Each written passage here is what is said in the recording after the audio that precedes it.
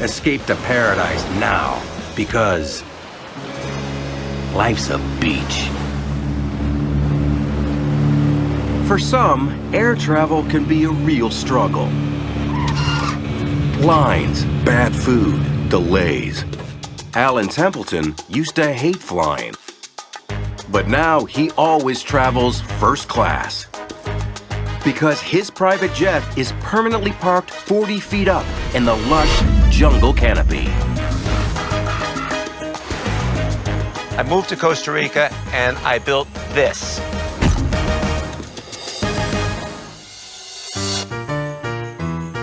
That 727 perched in the treetops, that's Alan's dream home. His passion for planes landed him the good life. Running an airplane beach bar and racing through the canopy in Manuel Antonio. The most exciting thing about living in Costa Rica is that you can have a fantasy and make it reality. I think next time I'm going to wear a seatbelt. Costa Rica is a small country. It's just about the size of West Virginia. We have two oceans. We have the Caribbean on one side, the Pacific on the other. We have perhaps a dozen volcanoes. Some of them are erupting. Manuel Antonio is right here on this very small peninsula. Less than 3 square miles, Manuel Antonio packs in more of Mother Nature's variety than anywhere else on Earth. Rainforest, mangroves, marshlands, and of course, the beach.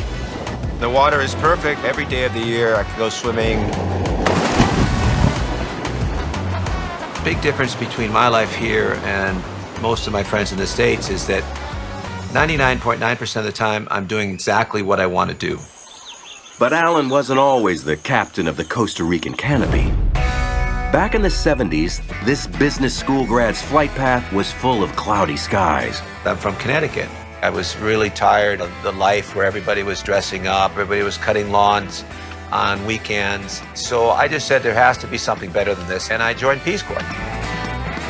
Got transferred to Costa Rica, and I was in paradise.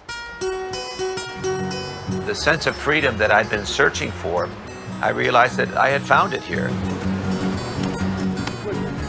Costa Rica, during the 70s, had a very fast-growing economy. I just said I have to get into business. Setting up shop in paradise is a whole lot easier than you'd think. Foreign business owners in Costa Rica get visas faster, and taxes? How about none for 8 whole years? Costa Rica is unique in Latin America that they are very open and very tolerant of foreigners in business. Alan decided his ticket to paradise was catering to the 250,000 annual visitors at the most popular beach in Costa Rica, Manuel Antonio.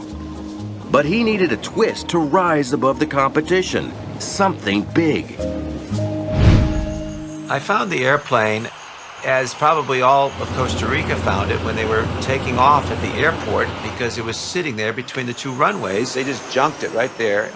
I started thinking, but there must be something I can do with that. I mean, it's just so cool. I bought it for $3,000, moved it down here on a barge, turned it into Manuel Antonio's hottest pub, El Avión. Made a bar out of the wheel covers on the landing gear. Cargo area where the cargo was taken out with parachutes, we turned that into a dance floor. This did a lot of service in Vietnam, and that may be the reason why there's quite a few bullet holes outside in the plane. I would say the most popular spot is right up here in the cockpit. We get a lot of people that, they have too much to drink and they say, "Can I join the Mile High Club?" I say, "No, we're only at 500 feet, so just don't do it in my bar, okay, please." For me, $3,000 was the deal of the century. Inspired by the success of his airplane bar, Alan set his sights even higher, building himself a jet-set fantasy home with the best beach views in Manuel Antonio. This is a little bit different than most people's homes. This is a Boeing 727 made in 1965. It's about 130 feet long. Come on in. Paneling here, it's teak paneling. We have managed to create a lot more space by lowering the flight deck down into the baggage compartment area. So now I've got all the room I would have in a normal house. Imagine this back in 1965. We had an aisle going down the middle with 4 seats. Now we've got beds. This is the cockpit over here, one of my favorite rooms. Pilot chair, the co-pilot's chair, and well, we've got another chair right there. Look at that. It is probably more useful than the 2 we've got. But this picture-perfect panorama called for some major heavy lifting, about 20 tons of it. I wanted to be able to put it up 40 feet in the air to get the good ocean view. In America, you would have all sorts of zoning regulations. You would never be allowed to put up a plane like this. 5 big trucks came, brought all the parts. It looked like a crash site. It was an incredible gamble, I mean, because we didn't really even know what the design was going to be, and we came up with the idea of putting the landing gear on a pedestal. We got the 90-ton crane in here and managed to stick it right up there against the mountain, and it worked. To put this plane back together where it's sitting cost about $300,000. And Alan's only neighbors? Well, in Manuel Antonio, the locals like to say there are more monkeys than people. Monkeys are sometimes up against the windows and tapping them and stuff. I mean, they've woken me up a number of times. And this high-flying visionary has dreamed up a new way to pilot the Monkey Skyway. This is my jungle machine shop. We put together all sorts of things here.